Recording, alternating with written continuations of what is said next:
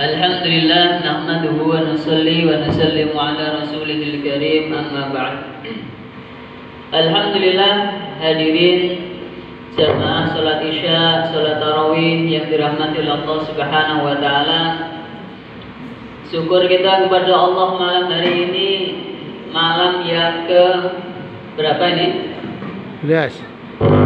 15 ya. Nah, malam yang ke-15 Allah Subhanahu wa taala masih memberikan kesempatan kepada kita untuk hadir di rumah Allah Subhanahu wa taala, salat isya dengan berjamaah, salat tarawih dengan jamaah, mudah-mudahan diterima oleh Allah Subhanahu wa taala. Amin. Hadirin jamaah salat tarawih yang dirahmati oleh Allah Subhanahu wa taala. Kata Nabi, di bulan Ramadan ini dibagi menjadi 3. Yang pertama adalah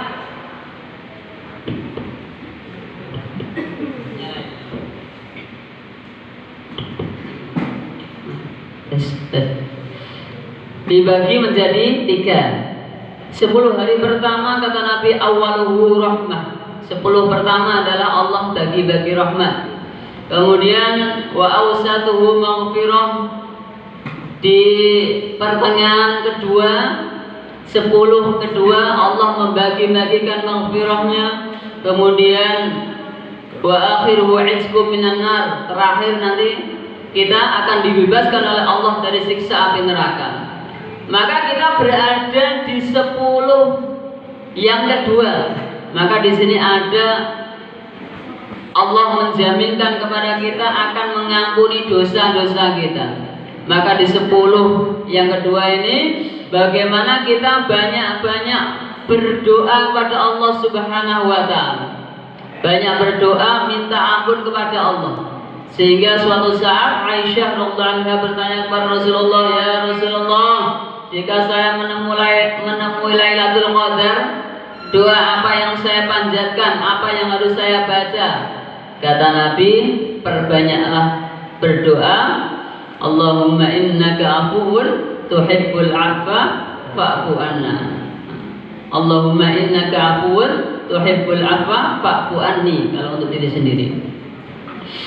Maka setiap kita pasti berdosa. Tidak ada orang sebaik apapun, maka pasti dia memiliki dosa. Dan sebenarnya semua permasalahan hidup kita itu tidak lepas dari amal perbuatan kita, tidak lepas dari dosa kita.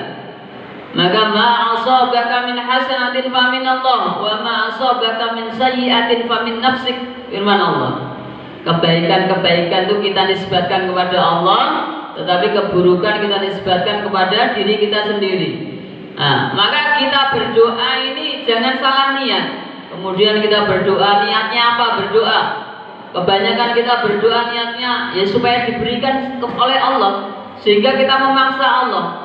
Pokoknya saya berdoa, saya harus dikabulkan oleh Allah. Seolah-olah yang mengatur itu diri kita sendiri.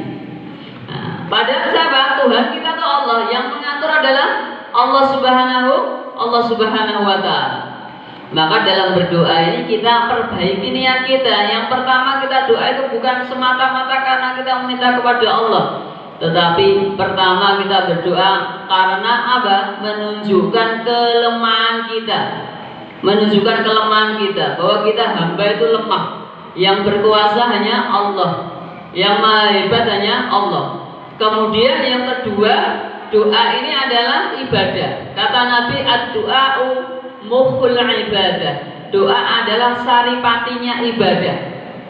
Maka dengan berdoa otomatis kita sudah menjalankan perintah Allah, ud'uni astajib lakum. Maka ibaratnya seperti ini. Di hari raya ada cucu-cucunya datang ke kakeknya, ke neneknya. Maka sebelum pulang ini kakek neneknya berkata kepada cucunya, cu, sini minta sama Mbah Kung. Minta, bilang apa sama Mbah Kung? Mbah Kung minta THR, walaupun ngomongnya nggak jelas. Kemudian apa? Pasti dikasih. Lah ibaratnya kita juga seperti itu. kita dengan Allah, kita belum meminta pun sudah dikasih oleh Allah, sudah disiapkan oleh Allah. Seperti Mbah Kong tadi, sebelum hari raya uang itu sudah disiapkan. Seandainya cucunya tidak mengatakan saya minta pun akan dikasih. Demikian juga kita ini kepada Allah, sebetulnya tanpa meminta kita akan diberikan oleh Allah. Tetapi apa? Allah memerintahkan kita sehingga doa kita itu menjadi ibadah.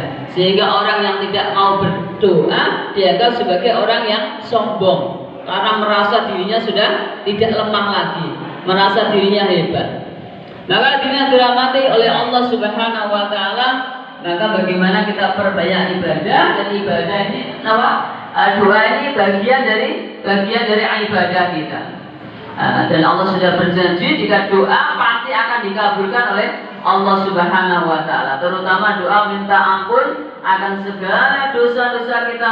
Insya Allah jika dosa-dosa kita ini diampuni oleh Allah, masalah-masalah dunia kita ini akan diurai oleh Allah Subhanahu wa taala. Barang siapa mau mendekat kepada Allah, maka Allah pun akan mendekat kepadanya. Kata Allah, barang siapa yang mendekat ke aku satu jengkal, maka Allah akan mendekatinya satu hasta. Barang siapa yang mendekati Allah dengan berjalan, Allah akan mendekatinya dengan berlari. Artinya apa? Maka bagaimana kita ini semakin mendekat kepada Allah dengan harapan dosa kita diampuni dan masalah-masalah hidup kita ini akan diselesaikan oleh Allah. Allah akan berikan kebahagiaan kepada diri kita, keluarga kita, dan anak keturunan kita. Amin Allahumma amin. Mungkin cukup sekian yang bisa saya sampaikan. Mari kita lanjutkan dengan sholat witir. Subhanakallahumma bihamdika asyhadu an la ilaha illa anta astaghfiruka wa atubu ilaik. Assalamualaikum warahmatullahi wabarakatuh. Salam.